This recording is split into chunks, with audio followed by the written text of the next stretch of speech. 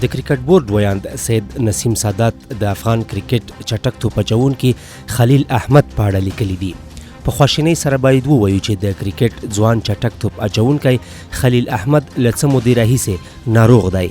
د ناروغۍ د تشخیص لپاره یې معاینات لا هم دوام لري.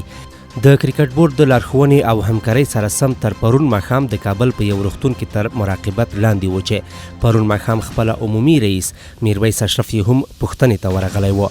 کرکټ بورډ د خلیل او د هغه کورنۍ سره د تیرو څو ورځو راهیسې تماس کې و او نن سهار یې د تشخیص او تداوۍ په موخه د کرکټ بورډ د ظرفیت لوړونې څانګې د یو تن مجرب ډاکټر په ملتیا هندوستان ته ولیږه. د احمد خلیل د بشپړې روغتیا په هیله یو. هیله ده چې تاسو یې هم په دعاګانو کې یاد وساتئ.